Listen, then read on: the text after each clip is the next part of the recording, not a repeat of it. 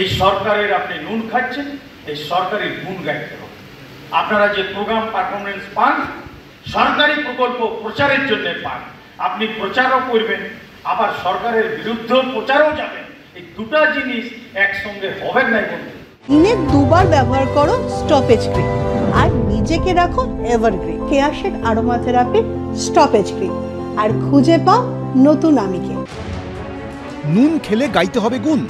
আরজিকর কাণ্ডের আবহে এবার তৃণমূল পরিচালিত পুরুলিয়া পুরসভার চেয়ারম্যান নব্যেন্দু মাহালি সরকারি অনুষ্ঠানের মঞ্চ থেকে এই ভাষাতেই হুঁশিয়ারি দিলেন লোকশিল্পীদের।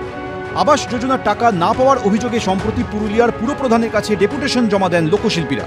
এরপর শনিবার পুরুলিয়া রবীন্দ্র ভবনে তথ্য ও সংস্কৃতি দপ্তরের অনুষ্ঠানে বক্তব্য রাখতে গিয়ে সেই লোকশিল্পীদের নিশানা করলেন পুরপ্রধান।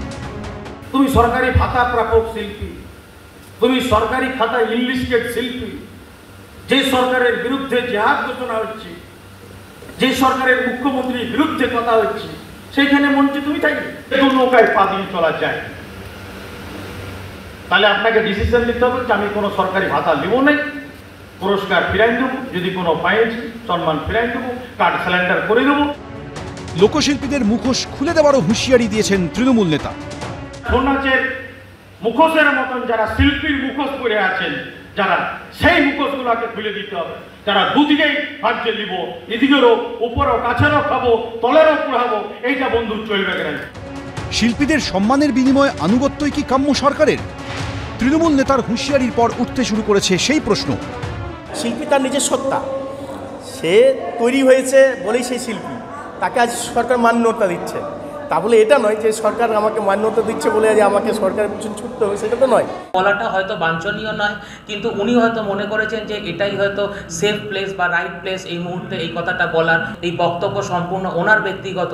যে আপনি জিনিসগুলো লোকের জন্য দিচ্ছেন সেগুলো পাবলিকের করের টাকা, পাবলিকের টাকা পাবলিককে আপনি দিচ্ছেন, তার মধ্যে রাজনীতি করতে হবে, এটা কোথায় লেখা আছে? এর আগে আরজিকর কাণ্ডের প্রতিবাদে সামিল হয় আন্দোলনরত অভিনয় জগতে সতীর্থদের একাংশকেও এই ভাষাতেই কটাক্ষ করেছিলেন অভিনেতা বিধায়ক কাঞ্চন মল্লিক। আচ্ছা ধরুন, যারা বলছেন এই আমাদের নিজেদের চারিদিক থেকে, তারা যারা সরকারি কোনো পুরস্কার বা ইত্যাদি নিয়েছিলেন, তারা ফেরত দেবেন, বলুন, ফেরত দিয়ে দিচ্ছে। উত্তরপাড়ার তৃণমূল বিধায়ক কাঞ্চন মল্লিকের পর এবার পুরুলিয়ার তৃণমূল পুরপ্রধান। ফের শাসক দলের নিশানায় সংস্কৃতি জগতের মানুষজন। সন্দীপ সমাদ্দার, এবিপি আনন্দ, পুরুলিয়া।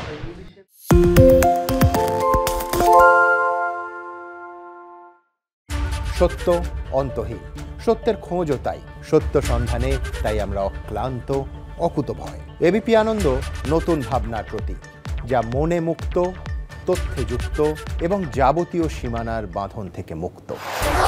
সীমা না শব্দটির মধ্যে লুকিয়ে আছে মানা শব্দটি, যেন চোখ রাঙানি এক অদৃশ্য ব্যানাজার, যা আটকে রাখে আমাদের এক ছোট্ট গণ্ডির মধ্যে। একমাত্র সঠিক খবরই গড়ে তুলবে এক মুক্ত সমাজ। সেই জগৎ গড়ার লক্ষ্যে কোনো সীমানার ঠুকুটি আমরা মানব না। এবিপি আনন্দ এগিয়ে থাকে, এগিয়ে রাখে।